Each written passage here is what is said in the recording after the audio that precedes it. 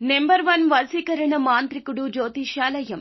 ఎక్కడి వారికైనా ఒక్క ఫోన్ ద్వారా వెంటనే పరిష్కారం చెప్పబడును. స్త్రీ పురుష వశీకరణం, ప్రేమ, పెళ్లి, సంతానం, వ్యాపారం, కుటుంబ సమస్యలు, భార్యాభర్తల గొడవలు, గృహం, స్థలం సమస్యలు, కళ్యాణ దోషము పరిష్కరించబడును. దుష్ట శక్తులు తీయబడును. నాగదోషం తీయబడును. నాగబంధన, గుప్త నిధులు, ధనం, లంకె బిందెల కొరకు గురువు గారిని సంప్రదించండి. మీరు కోరుకున్న వారిని మీ వద్దకు చేర్చాలా?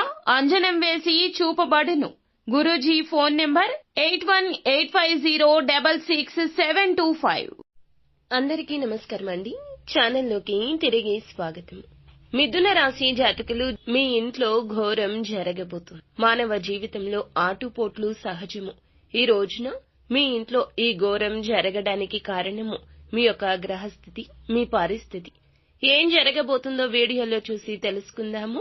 వీడియో నచ్చితే తప్పకుండా ఒక చిన్న లైక్ చేసి మమ్మల్ని సపోర్ట్ చేయండి. ఇక ఆలస్యం లేకుండా వీడియోలోకి అయితే మనము వచ్చేద్దాము. మీరు వివాహ బంధంలో ఉంటే గనక వివాహితులు మూడవ వ్యక్తి ప్రమేయాన్ని ఈ రోజున నిలువరించండి. మీ బంధంలోకి చొరబాటు కానివ్వద్దు. ధనపరమైన నిర్ణయం తీసుకునేటప్పుడు బయట వ్యక్తులతో ఈ రోజు సంప్రదించొద్దు. వృత్తి, ఉద్యోగ, వ్యాపారాల్లో ఎవరైనా మీకు మేలు చేస్తామంటూ మీ దగ్గరకు వచ్చిన, ధనపరమైన అవకాశాలు ఇస్తామంటూ మీ వద్దకు వచ్చిన ఆ అవకాశాల మీద సరియైన దృష్టి సారించండి. ఏకపక్ష నిర్ణయాలు మీకు తగవు. మీ యొక్క కుటుంబ సభ్యుల యొక్క మాటను మాత్రం తప్పక పరిగణలోకి తీసుకోవాల్సిందే. భార్యాభర్తల మధ్య తగిన సమయాన్ని కేటాయించుకోండి. సమయాన్ని కేటాయించి ఏదో ఒక పని, అంటే వారు ఇంప్రెస్ అయ్యేలాగా పనులు చేయండి. మీ యొక్క సమస్య తీరిపోయి కొత్త సమస్యలు తలెత్తకుండా ఉంటాయి. ఒకవేళ వివాహ సంబంధ సమస్యలు ఎక్కువగా అనిపించినా, లేదా కొత్త సమస్యలు కాదండి, మాకు పాత సమస్యలే ఉన్నాయి, మా భాగస్వామికి మాకు మధ్యన ఎందుకు ఇలా జరుగుతుందో అర్థం కావడం లేదంటూ ఆలోచిస్తున్నారా? ఇంకొక రకంగా ఆలోచించండి. సమస్యను ఎప్పుడూ కూడా ఒక కోణం నుంచే కాదు కదా, చీకటి కోణం నుంచి, ఎదుటి వైపు కోణం నుంచి కూడా చూస్తేనే సమస్య తగుముఖంగా అర్థమవుతుంది. సమస్య ఎక్కడ ప్రాణం పోసుకుంది, ఎవరి వల్ల ఈ సమస్య వచ్చింది, ఎందుకు వచ్చింది, ఈ సమస్యకు పరిష్కారం ఎక్కడ దొరుకుతుంది, ఇదంతా మన చేతుల్లోనే ఉంటుంది. ఈ విషయం గమనించుకోలేక వారి మీద వీరి మీద ఆధారపడుతున్నారు. ఎప్పుడూ కూడా ప్రేమకు మధ్యవర్తిత్వం ఉండకూడదు. పెద్దల మధ్య పెట్టడం, ఈ యొక్క సమస్య మనమే పరిష్కరించుకుందామని అనుకోవడం, ఇది మీ యొక్క అశ్రద్ధే అవుతుంది. కాబట్టి నేరుగా వారి వద్దకు వెళ్ళండి.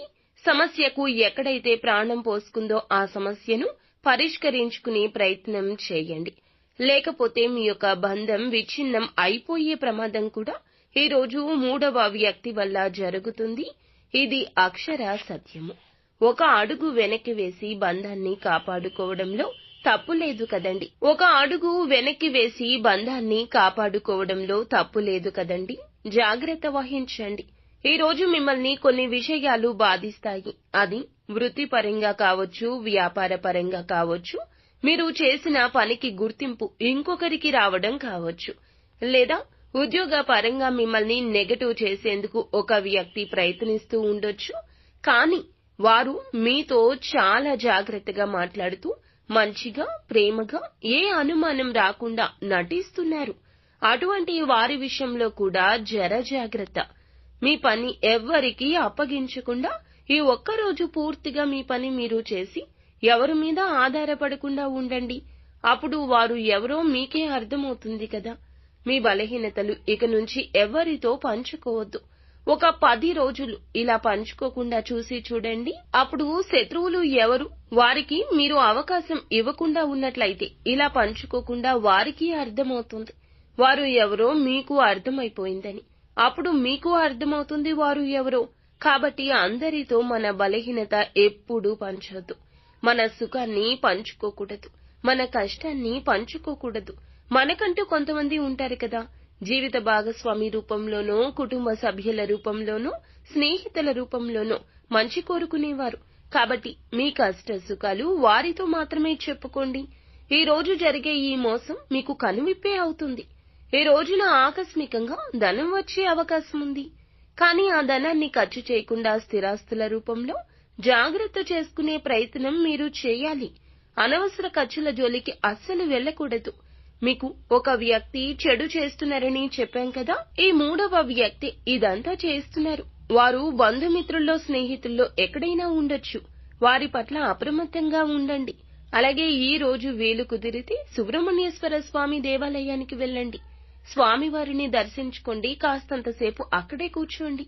మీ సమయాన్ని గడిపే ప్రయత్నం చేయండి. స్తోమతకు తగ్గట్లు పేదవారికి ఏదైనా దానం చేయడం మంచి అలవాటు. వీలైతే గోమాత సేవలో ఈ రోజు కాస్త సమయం గడపండి. సకల దేవతల అనుగ్రహం కలుగుతుంది. ఇది పురాణమే చెప్తుంది. అలాగే నిత్యం శివారాధన తప్పనిసరిగా చేసుకోండి. అంతా మంచి జరుగుతుంది.